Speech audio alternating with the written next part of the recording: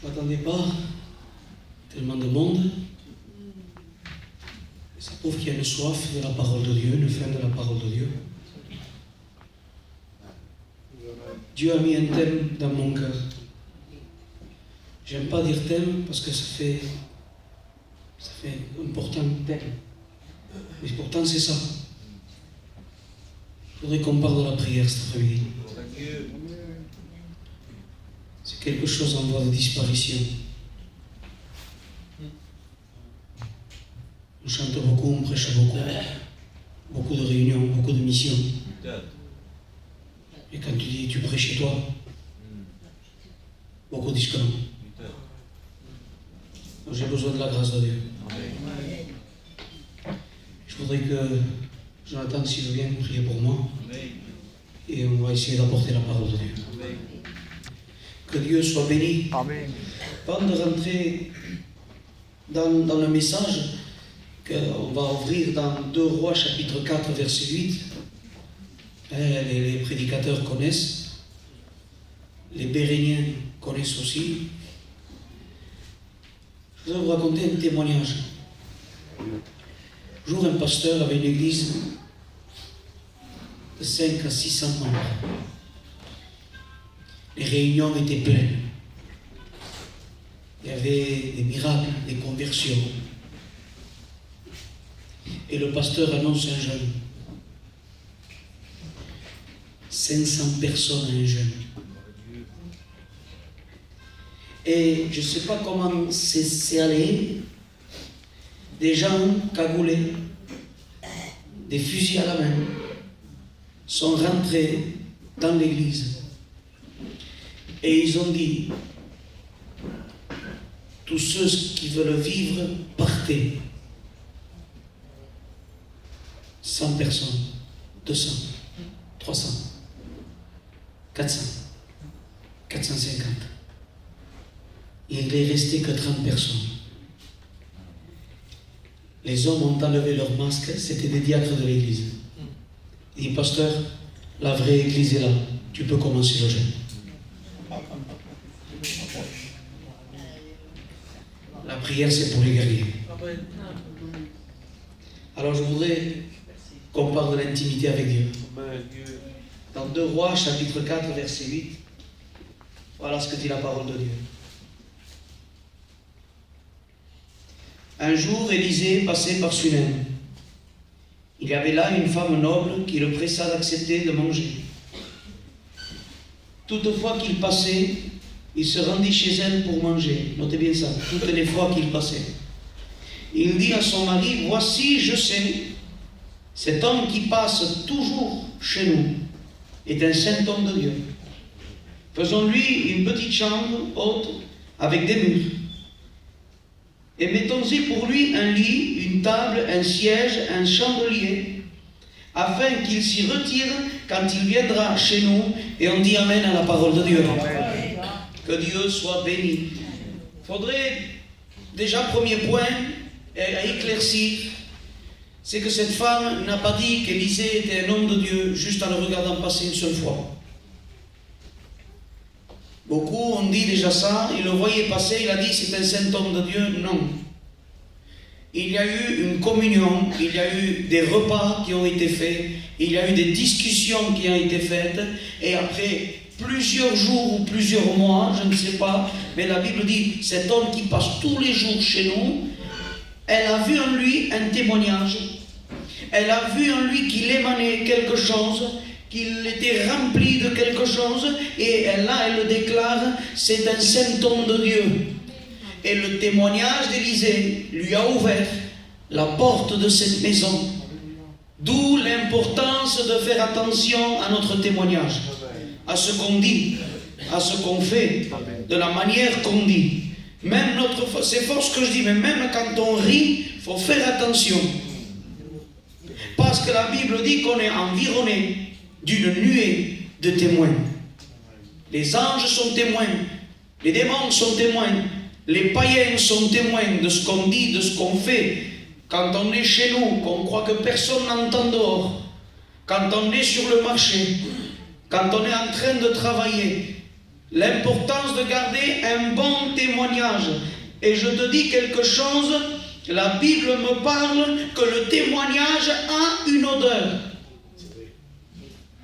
Témoignage est une florière, un parfum. Donc moi je pose la question parce qu'une fois j'étais allé aux Galeries Lafayette acheter un parfum pour elle. Elle le mérite. Et moi, je suis allé, et vous savez comment c'est. Dès qu'on rentre dans un magasin, les pailles nous suivent. Tu peux être habillé comme tu veux, et moi, ça m'allait bien parce que j'avais besoin de poser des questions. Je dis, bonjour madame, je vois que vous me suivez, ça tombe bien. Dit, je cherche un parfum. Elle me dit, quel genre de parfum? Je dis, madame, un parfum qui sent bon. Non, non, monsieur, vous n'avez pas compris. Il dit, il y a plusieurs sortes de parfums. Ça m'a intrigué. Ça dépend de l'occasion. Si c'est, par exemple, pour sortir en boîte, il faut un parfum fort, qu'on sente, parce qu'il y a beaucoup d'odeurs autour. Si c'est pour un restaurant, il faut quelque chose de plus léger. Si c'est maintenant pour tous les jours, il y a des parfums un peu plus fruités. Donc il y a des odeurs différentes. Mais si le témoignage a une odeur, c'est quel genre de parfum? La Bible dit, vous êtes, c'est une chose, nous sommes pour Dieu le parfum de Christ, pour ceux qui sont sauvés et pour ceux qui sont perdus. Tu as sur ta vie une odeur, ton témoignage a une odeur, c'est pas n'importe laquelle, c'est l'odeur de Jésus, imprégné de l'odeur de Christ. Et je te promets que Jésus, c'est une très bonne odeur. Amen. Et je ne sais pas si tu as remarqué, quand on passe devant une maison, qu'une bonne odeur sort de la maison, il y a une réaction, on se tourne et on dit, de romper le Christophe. Parce que le bon témoignage va rendre curieux les païens. Ta manière de parler, ta manière de vivre, ta manière de réagir, tu aurais dû mentir, tu n'as pas menti, tu aurais dû te fâcher, tu t'es pas fâché, tu avais raison de ne pas pardonner, mais tu as voulu pardonner. Ces actes-là émanent une odeur de ta vie qui intrigue les païens. Et ils disent, il y a quelque chose de particulier, je veux savoir ce qu'il y a. Mais comme il y a un bon parfum, un bon témoignage, malheureusement, le mauvais témoignage aussi a une odeur, et pas une bonne odeur. La Bible dit, une odeur de mort donnant la mort. Le mauvais témoignage aussi a une odeur. Quand on dit ce qu'on ne devrait pas dire, quand on ne réagit pas comme un chrétien, qu'à la place de donner la paix, tu donnes un conseil pour mettre la guerre, que tu fais la misère à ton pasteur pour une fonction, que tu fais la misère au serviteur parce que tu veux prêcher et tu n'as pas l'appel. C'est un problème ça. Parce qu'au jour d'aujourd'hui, tout le monde veut de la considération, tout le monde veut du respect. On dirait que si on n'arrive pas à être pasteur, on ne réussit pas dans notre vie chrétienne. Laisse-moi te détromper sur ça. Il y aura des pasteurs perdus et des gens qui n'ont pas de fonction sauvée. Et chaque fois qu'on dit ce qu'on ne devrait pas dire, qu'on fait ce qu'on ne devrait pas faire, qu'on est dans des lieux où on ne devrait pas être, parce qu'un chrétien ne doit pas mettre les pieds n'importe où. Amen. J'ai pas péché, tu as été un sujet de scandale, tu étais là où tu ne devais pas être. Et les gens ont commencé à critiquer. Et qu'est-ce qu'ils disent? Odeur de mort donnant la mort. Tu empêches les gens de se convertir. Tu sais ce qu'ils disent? Pour être comme lui, je ne vais pas à l'église. Pour être comme elle, pour parler comme le chrétien, je me comporte mieux moi que lui. Tu empêches les gens de venir à l'église, une odeur de mort donnant la mort. Mais je bénis la grâce de Dieu, parce que l'église véritable, elle, sur elle, elle a l'odeur de Christ. La Bible parle de l'Ancien Testament, il y avait une offrande, c'est l'introduction ça. Il y avait une offrande qu'on appelait l'offrande du parfum. C'était l'un des rares, je crois que c'est l'un des 2 sacrifices qui ne nécessitaient pas de sang. Il y avait quand on offrait un holocauste de la farine, et après il y avait donné du parfum, un parfum consacré à Dieu. Les ingrédients consacrés pour Dieu. Interdiction de répliquer ce parfum. On ne pouvait pas faire une imitation de ce parfum, c'était juste pour Dieu. consacré pour Dieu, juste pour lui. Et quand le sacrificateur donc mettait son ensemble dans le service, il mettait le parfum dans l'ascensoir et il commençait à répandre le parfum. Mais ce qui se passait, c'est que quand il répandait le parfum, la fumée imprégnait ses vêtements. Ça veut dire que quand il sortait, il était imprégné de l'odeur de Dieu, de l'odeur du sacrifice qui était donné pour Dieu. Ça veut dire que pour avoir l'odeur de Christ, pour être imprégné de cette odeur, il faut la relation avec lui. Amen. On peut négliger un cantique, je n'ai pas chanté aujourd'hui. On peut négliger une prédication, je suis venu, il ne m'a pas invité. Mais la communion, c'est quelque chose qu'on ne doit pas négliger. On passe trop du temps devant la télévision, pardon pour le deuil, trop de temps à regarder les réseaux sociaux, trop le temps à passer le temps à discuter de droite et de gauche, et la télé, et les meubles, et le ménage. Et quand on s'aperçoit, on reste des jours, des semaines et des mois et on n'a pas plié les genoux devant Dieu. Je parle moi à tous et tout le monde me parle et me disent je vais pas bien, j'ai envie de tout laisser, j'y arrive plus, j'ai qu'une question à lui poser, qu'est-ce que tu vis chez toi? Il me dit je prie plus depuis des mois, je lis plus depuis des mois. Mais le problème il est là. On se contente de réunions. Et encore à la réunion, tu ne pries pas toute la réunion. Certains regardent le téléphone dans la réunion. J'ai déjà vu des jeunes regarder des matchs de foot en pleine réunion. Je leur jetais des stylos dessus, moi. Et ça me foutait pas ça, ouais. C'est la maison de Dieu. Hein. Tu veux regarder le foot? Reste chez toi, viens pas. Regardez Snapchat et regardez les réseaux et regardez le bon coin en pleine réunion, c'est se moquer de Dieu. Et la Bible dit, prends garde à ton pied quand tu rentres dans la maison de l'Éternel. Tu as 3-4 réunions par semaine et tu crois que les 15 minutes que tu vas prier ici, ça va te maintenir? Tu crois que tu vas aller à Paris avec le réservoir en réserve? Billy Graham disait, je prie Dieu le matin pour vaincre Satan l'après-midi. Un homme disait, tu pries beaucoup? Non, je prie 5 minutes, mais 5 minutes tous les quarts d'heure. Une vie de prière, c'est ce que Satan veut nous voler.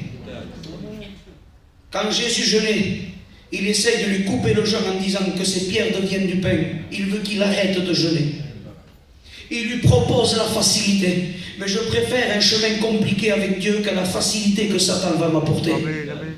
Et aujourd'hui, Satan permet que tu viennes aux réunions, permet que tu témoignes, permet que tu prêches, permet que tu chantes, mais remarque bien, dès que tu essaies de prier, le portable commence à sonner. Dès qu'on essaie d'avoir une communion, moi j'ai des voisins, c'est des sauvages, chaque fois que je veux prier, pardon pour le deuil, la Nina Pastorifo, tu sais tout ça, on peut pas. La musique du monde à fond, il y a le conflit, je ne peux pas prier comme ça, donc je mets mes écouteurs, les cantiques, et j'entends rien, et j'ai mon moment quand même. Satan veut faire tout pour t'empêcher de prier.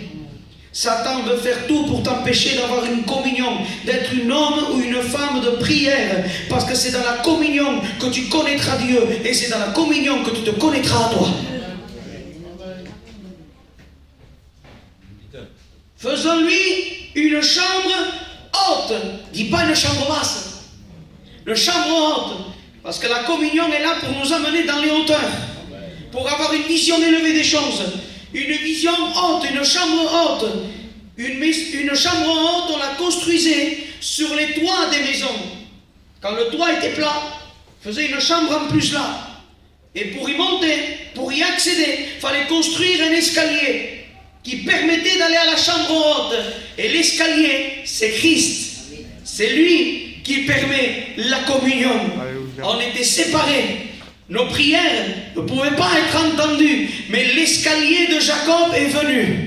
Le lien entre le ciel et la terre est venu. Et Jésus a rendu possible ta communion avec Dieu.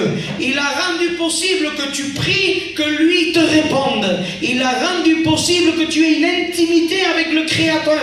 Parce que c'est lui qui a ouvert la porte de la communion. C'est Jésus qui a ouvert la porte. Il rentre On fait une chambre haute, et là, il commence à dire les meubles qu'il y a dedans. Et le premier meuble, c'est un lit. Pardon pour le mot. Un lit. Pourquoi le premier, le lit? Pourquoi? C'est quoi un lit? Un lit, ça a une symbolique de repos. La prière, ce n'est pas un joug. La prière, ce n'est pas une imposition par rapport à la force. La prière, c'est là où tu vas te reposer. La prière, c'est là où tu vas te décharger du poids de la journée, que tu vas te décharger de tes soucis. David dira, Seigneur, tu connais tout de moi. Pas parce que Dieu est Dieu et qu'il connaît tout. Tu connais tout de moi parce que David lui disait tout.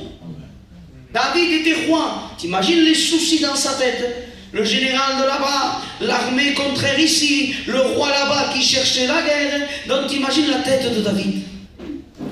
Et à un moment donné, tout ce qu'il avait là, fallait décharger, fallait faire partir. Mais son moyen de faire partir le souci, c'était dans la prière où il disait tout à Dieu. La Bible m'enseigne que David priait 7 fois par jour. Donc chaque fois qu'il priait, il était devant son Dieu. Il était comme cette biche qui soupire auprès d'un courant d'eau. C'était une brebis qui allait se réfugier vers son berger. Il cherchait le repos dans la communion. Aujourd'hui, on ne doit pas prier et faire savoir qu'on prie au pasteur. La prière, c'est intime. La prière, c'est secret. On ne prie pas pour dire qu'on prie. Aujourd'hui, on tire des photos sur Facebook. J'ai passé un moment. Ça ne me regarde pas. Je m'en fous. Parce que la prière, c'est l'intimité, c'est secret, c'est entre toi et lui. On n'a pas besoin de le savoir. Alors quand tu rentres dans ton intimité, quand tu rentres dans la prière, c'est entre toi et lui, tout seul. Et c'est pour aller chercher un repos. Aller chercher une descanse. Et tu sais ce que ça veut dire? Le mot, il y a un texte dans Pierre qui dit, 1 Pierre 4,7, vaquer à la prière. Je ne savais pas ce que c'était vaquer, moi. Et quelqu'un m'a dit, le mot vaquer vient du mot vacances. Donc il dit, prenez des vacances dans la prière. Et c'est quoi les vacances? C'est un lieu où on sort du quotidien pour se détendre et se reposer. Les vacances d'un chrétien, elle est dans sa chambre à genoux. Quand il cherche son Dieu de tout son cœur.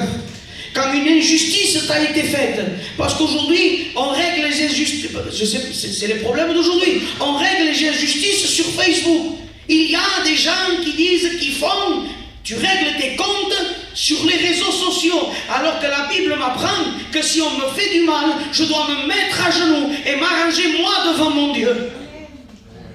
Comme une fois, j'avais un problème, où je venais de me marier et on n'encaissait rien, mais rien de rien, vient une facture de 300-400 €. Et qui allait? Comment je fais? Quelques jours avant, je disais un mensonge petit et on m'accordait une carte de crédit avec des... Bon, et j'ai dit non Seigneur, moi je ne mens pas, je suis un chrétien, je ne mens pas, je mangerai, je boirai, c'est toi qui donneras. Et elle me met la facture. Et je dis, Seigneur, j'ai pas menti pour toi là-bas. Ça veut dire quoi ça? Et je me suis rappelé de l'histoire d'un roi qui reçoit une menace de guerre et qui prend la lettre et il la met devant Dieu. Il dit, j'ai pris la lettre, je vais à la chambre, me tourne qui se passe. J'ai pris la lettre et je suis rentré dans ma chambre. Et je l'ai pris, j'ai fait comme ça. J'étais à genoux, j'ai fait comme ça. Je dis, Seigneur, comment je fais? Je comprends. 2 jours après, on m'appelle, monsieur, on s'est trompé, c'est pas 300 €, c'est 30 €. La grâce de Dieu. J'ai pas voulu trafiquer pour m'en sortir. J'ai pas voulu mentir pour m'en sortir. J'ai pas voulu faire n'importe quoi. J'ai voulu rester clair devant mon Dieu. Alors je me suis mis à genoux et je me suis déchargé de mes soucis vers lui. Et lui m'a répondu, il est bon qu'on rentre dans notre chambre et qu'on cherche du repos pour de reposer à la présence de notre Dieu. Tu sais ce que ça veut dire chambre haute en hébreu? Chambre haute en hébreu se dit Allah, et Allah veut dire rencontre. On a besoin d'un lieu de rencontre avec lui. D'un lieu où on va le rencontrer, un lieu où on l'attend pour le voir. Certains, c'est dans un bureau, d'autres dans une voiture, l'autre dans une montagne, l'autre il a un champ, je ne sais pas. Mais il est bon d'avoir un lieu où on peut décharger nos soucis sur lui. Un lieu de rencontre. Parce qu'aussi le mot Allah veut dire croître, grandir. Il y en a qui disent, surtout à Perpignan, yo vull créixer amb Déu, vull grandir amb Déu. I què vols fer, vull cantar. C'est pas ça. Croître avec Dieu, c'est pas du fond se retrouver ici en haut. Ça, c'est avancer dans l'échelle sociale, on va dire. Mais croître avec Dieu, c'est pas ça. La personne qui croître avec Dieu, c'est quelqu'un qui se plaît dans la communion. La personne qui grandit, c'est quelqu'un que de plus en plus, il aime la recherche de Dieu.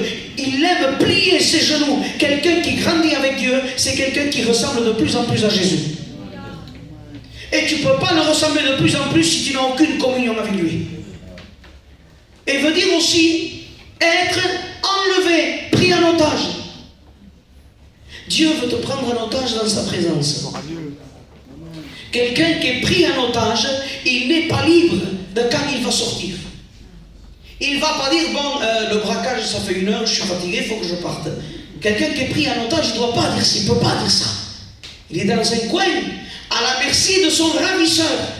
Et c'est lui, le temps dépend de lui. Donc Dieu dit, je voudrais te prendre en otage. Que tu restes dans la communion avec moi. Que le temps ne compte plus. Que tu regardes plus, c'est tard, ça y est, il faut aller aux commissions. Ça y est, c'est tard, il faut aller là-bas. Le film, il va commencer. Allez, c'est l'heure de partir. Dieu voudrait te prendre en otage. Il voudrait te garder. Où le temps ne compte plus. Où la nuit ne compte plus. Où le jeûne ne compte plus. Tu es avec lui, il n'y a plus de montre, il n'y a plus de temps. Tu es seul à seul avec ton Dieu. Et remarque bien, quand tu aimes quelqu'un, tu ne comptes pas le temps que tu passes avec lui. Ça passe vite le temps. Il y a un syndrome. Pour ceux qui sont pris en otage, on appelle ça le syndrome de Stockholm. C'est un syndrome où ceux qui sont pris en otage ressentent de l'amour pour leur ravisseur. Et Dieu voudrait que tu prennes ce syndrome aussi. Il veut te prendre en otage et que tu tombes amoureux de lui dans la communion. Où le temps ne compte plus, même pas pour te plaindre, même pas pour parler, juste le moment d'être à genoux et dire Seigneur, je suis là avec toi. Je ne veux rien demander, juste être dans ta présence, juste savoir que tu me vois, juste savoir que tu es là, j'en ai assez. Seigneur, je t'aime et tu me suffis. Veut dire être réveillé. Un chrétien qui ne prie pas, c'est un chrétien somnolent. Un peu de paresse, peu de croiser les bras, et la ruine te surprendra. Un chrétien qui est réveillé, c'est un chrétien qui prie. Veillez et priez. Et pour ne point tomber dans la tentation, ce qui va nous maintenir réveillés, ce qui va nous maintenir alerte, parce que quand on est réveillé, on est alerte, on voit le danger venir. Si on dort, on ne le voit pas. On est sur nos gardes, on est une sentinelle, on est à la tour et on veille. Le sommeil veut venir, il veut nous prendre, mais on se maintient réveillé dans la communion en disant Seigneur, je ne veux pas que l'ennemi me chante une berceuse, où je vais me contenter de réunions, me contenter de missions et de petits cantiques de temps en temps. Seigneur, je veux être à la tour et veiller à ce que toi tu veux me dire. Repos, enlever, réveiller, offrir. Ça veut dire beaucoup de choses, ce mot. Offrir. Offrir ton temps. Offrir ta journée. Aujourd'hui, tout passe devant la prière. Les gitans chez nous, pour aller à Disney, sont capables de se réveiller à 4 heures du matin, malmener les enfants, les sortir du lit. Allez, camarade Fortrine! Annonce un jeûne, annonce une veillée. Ils font semblant de téléphoner, de partir. Je sais que c'est pas vrai. On fuit la prière, on fuit le jeûne, on fuit la communion. Mais quand c'est pour satisfaire les vacances et satisfaire la chair, là on est les premiers, là on est en cours. Mais je te dis quelque chose qui est très important. Les vacances à Disney, ton travail, au moment de l'épreuve, au moment du deuil, ne vont pas te secourir. Parce que l'épreuve, bien des fois, nous rappelle quelque chose d'important. Qu'on a vraiment besoin de lui. On a besoin d'offrir du temps à Dieu. Arrête de lui offrir les 5 dernières minutes qui te restent avant de t'endormir parce que tu es fatigué de la journée. Arrête de lui offrir les 5 minutes le matin parce que tu es pressé d'aller travailler. Donne du temps à Dieu. Offre-lui ton temps, offre-lui ton cœur, offre-lui tes genoux. Il y a un ancien chez nous, tellement qu'il priait, on l'a lu l'opérer des os du genou. Les genoux étaient craquelés, tellement du temps qu'il passait devant Dieu. Et il avait un tapis, le tapis avait la forme de son corps, tellement du temps il avait passé. Je roule sur le tapis. Son front, il avait une marque parce qu'il avait tout le temps le front qui touchait le sol, tellement il priait. Une fois, il a prié tellement longtemps que sa famille croyait qu'il était mort. Mais après, un mot qui disait, un seul mot qui disait, c'était un flot d'onction qui sortait de lui. Comment tu veux être un homme d'onction, une femme d'onction, si tu n'es pas capable de passer 1 heure avec Dieu? Comment savez que tu veux être un homme, une femme d'onction, si ta Bible, de noir, elle est devenue grise tellement il y a de la poussière dessus? Il est temps de revenir à l'essentiel. Il est temps de revenir au primordial, au plus important. C'est la prière, c'est la lecture, c'est la consécration, c'est la sanctification. On a remplacé ça pour des choses qui ne valent vraiment rien. On a besoin de revenir à l'essentiel, être des hommes, des femmes de prière. Est-ce que tu es d'accord avec moi? Amen. Un lit, une table. La table, symbole de communion. Apocalypse 3:20 dit, je souperai avec lui et lui avec moi. Communion. Mais le mot table en hébreu se dit shalak, et shalak veut dire appeler, faire venir. La prière, elle est là pour se rapprocher de Dieu, le faire venir, se rapprocher, mais veut dire aussi éloigner. Donc je ne comprends pas. Le même mot veut dire appeler et veut dire éloigner. Parce que ces deux mots ne s'adressent pas aux mêmes personnes. Quand il dit appeler, il s'adresse à Dieu. Mais quand il dit éloigner, il s'adresse à l'ennemi de nos âmes et aux démons. Parce qu'il dit, tu dresses une table entre moi et mes ennemis. La communion est celle qui va éloigner tes ennemis. C'est pas en rendant le mal par le mal. C'est dans la communion. Un jour, un boxeur, parce que je dis quelque chose, ton attitude va démontrer à Satan s'il a une occasion de te tourmenter ou s'il doit prendre la fuite. Un jour, un boxeur combat Mohamed Ali. Il écrit dans son livre, je savais que j'avais devant moi le meilleur boxeur de tous les temps. Mais je savais qu'en un coup, tout pouvait basculer. Il boxe, moment du combat, un coup part et il lui brise la mâchoire. Et il marque, j'avais brisé la mâchoire de Mohamed Ali. Je me disais, ça y est, je l'ai fait, j'ai réussi. Et l'autre, la mâchoire lui pendait. Et à la place d'être KO, à la place de se rendre, il a gardé sa garde et lui disait, viens, on continue. L'autre, la mâchoire lui pendait. Il dit, bien. Il dit, quand il a fait ça, j'ai compris que j'avais perdu. Soumettez-vous à Dieu, dit la Bible. Et résistez au diable. Et il fuira loin de vous. Et comment on résiste à Satan? On résiste à Satan dans la prière et dans le jeûne et dans la communion. Et surtout dans l'obéissance à la parole de Dieu. une table, un siège. Et la Bible dit un seul. Mais c'est pas normal. Si moi, je fais venir un homme de Dieu chez moi, je ne vais pas mettre qu'une chaise, je vais en mettre au moins deux. Comme ça, quand je vais le voir, j'ai de quoi m'asseoir et parler avec lui. Non, une chaise, communion personnelle, communion intime, le seul à seul, le tête à tête avec Dieu. C'est bien les prières de groupe dans l'église, c'est bon. Il est bon, nous les frères, de demeurer ensemble. C'est bien les gens en groupe, mais Dieu me demande des fois un seul à seul avec lui. Une seule chaise, un tête à tête avec lui. Et le mot chaise se dit en hébreu eben. Eben, ça veut dire rocher. Parce que ma communion ne doit pas être basée, fondée sur n'importe quoi. Ma communion ne doit pas être basée sur un esprit religieux. Ma communion doit être basée sur le Christ. Parce qu'il est lui le rocher. Amen. Il est le eben. Il est le rocher sur lequel je fonde ma communion. Et le mot eben, tu enlèves E, ça donne ben, ça veut dire le Fils.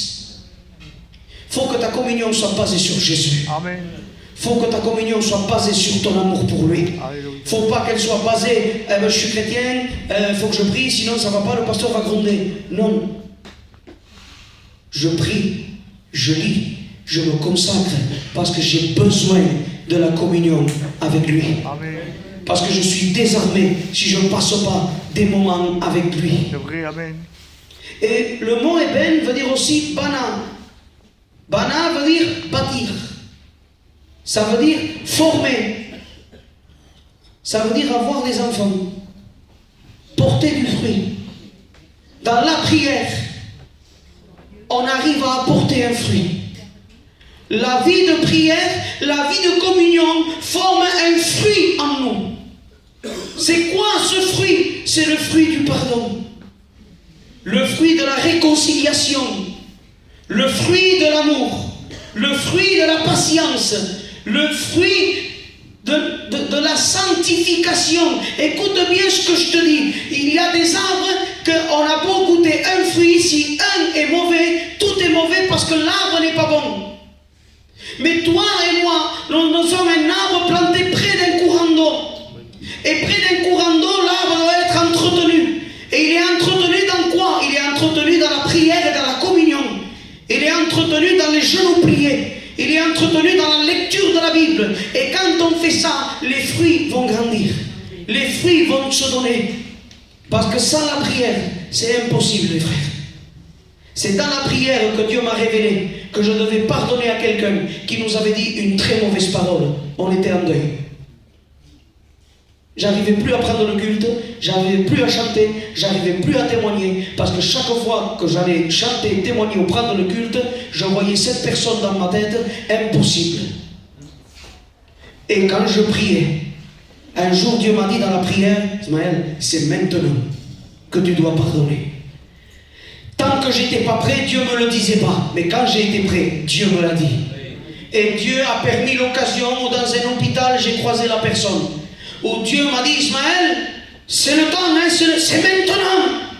Je me suis assis à côté de la personne. Je lui ai parlé, je lui ai pardonné. Et quand je me suis levé, le Saint-Esprit est tombé sur moi. Et je me suis mis à parler en langue dans les couloirs de l'hôpital. Ça faisait des mois que je ne parlais plus en langue. Mais quand j'ai manifesté ce fruit, quand le pardon est venu, eh bien, le Saint-Esprit est tombé. Jésus. On termine le dernier meuble. Le chandelier, la menorah. Le chandelier servait à apporter de la lumière. Le chandelier est symbole du Saint-Esprit qui nous guidera dans toute la vérité. Une prière, une vie de prière éclairée par le Saint-Esprit. Où le Saint-Esprit va éclairer dans ta vie ce qu'à lui ne lui plaît pas. Des fois, on ne connaît pas nos propres défauts. Il faut que le Saint-Esprit vienne les éclairer. Amen. Et là, on se rend compte qu'on n'est pas si bon qu'on le pensait. Amen. Parce que le Saint-Esprit nous connaît mieux à nous que nous-mêmes. Amen. Et il est obligé des fois de mettre la lumière en disant, regarde ce coin-là. Ça ne va pas. Dans ce tiroir, il y a des choses cachées. Il y a des pensées que ça ne va pas. il y a des attitudes qui ne sont pas bonnes. Alors le Saint-Esprit est là et il commence à éclairer. Et moi, je crois de tout mon cœur que le Saint-Esprit est une flamme qui ne s'éteint jamais. Que le Saint-Esprit va toujours t'éclairer. Il dit, il est une lampe à mes pieds, une lumière sur mon sentier. Il veut t'éclairer dans la communion. Il veut te montrer ce que tu as besoin. Il veut te montrer ce qu'il faut rectifier. Il veut te montrer à qui tu dois parler, pardonner, parce qu'on a des révélations dans la prière. Tu sais ce que veut dire le mot menorah? Le mot menorah veut dire support de lampe. Et ça donne un mot qui donne briser, brisement. Parce que le Saint-Esprit, dans la communion, va nous amener à des brisements. À briser en nous ce qui ne plaît pas à Dieu. Un caractère, un orgueil, une jalousie, une vanité. Il y a toujours quelque chose à casser. Parce qu'aucun d'entre nous, nous sommes parfaits. Aucun d'entre nous ne peut lever le doigt et dire, moi, j'ai aucun défaut. Ce n'est pas vrai. La Bible dit que Dieu a commencé une œuvre en nous, c'est vrai, mais qu'il la rendra parfaite pour le jour de l'enlèvement. Tant qu'on n'est pas arrivé là-bas, on ne sera jamais parfait.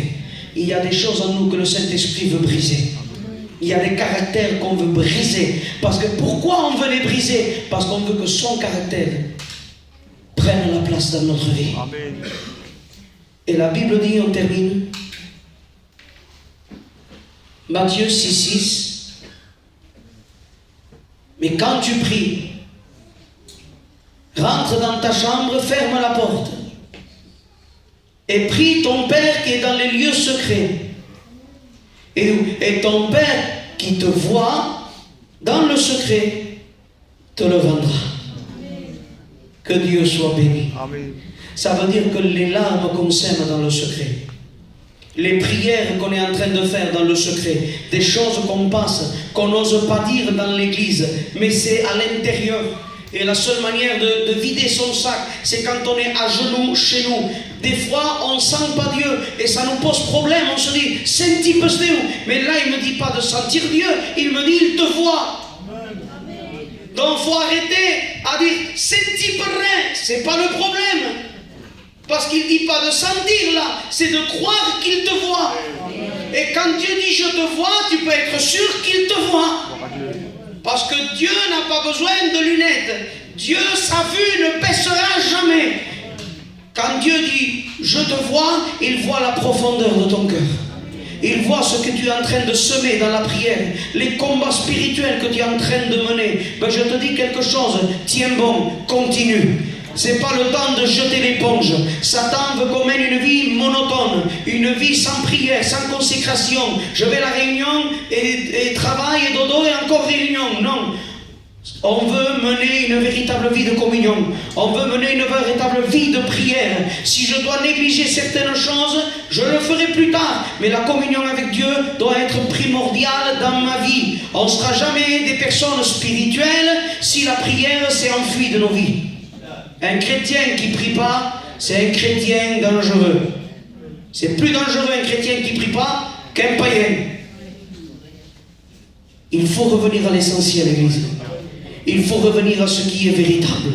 Il faut revenir à ce qui est vrai. On veut reprendre ce que Satan nous a volé. On veut reprendre notre communion avec Dieu.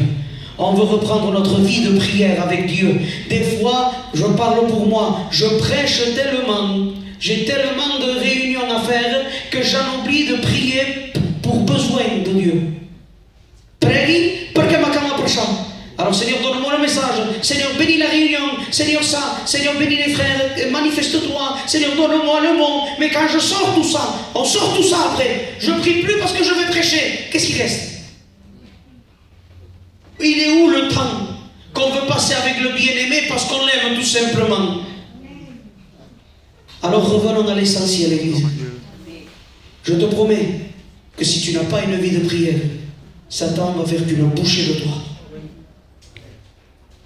La personne qui fait le plus peur à l'ennemi de nos âmes, ce n'est pas une carte de prédicateur. Il a peur d'un chrétien qui prie. Il sait qu'un chrétien qui prie, c'est dangereux pour son royaume à lui. Alors Église, est-ce qu'on veut reprendre ce qu'on a abandonné? Est-ce qu'on veut reprendre cette vie de prière avec lui? Est-ce qu'on ne veut plus donner des miettes de notre journée et dire Seigneur, c'est toi qui comptes. Je veux passer le temps qu'il faut devant toi. Oui, il y a le travail, et oui, il faut aller acheter, on est équilibré sur ça, c'est vrai, mais quand on peut passer une demi-heure avec lui, ne la passe pas devant ton portable. Quand tu peux passer 1 heure avec lui, arrête de regarder 50 épisodes d'une série. Prends ta Bible, recommence à lire, recommence à dévorer la parole de Dieu, recommence à plier les genoux devant ton Dieu, parce qu'on en a besoin. On vit des temps où on a besoin de rentrer dans la communion. C'était le mot que j'avais pour vous. Je voulais prêcher et je voulais rappeler. Je vais demander à votre pasteur, tu pries le Seigneur, mon frère?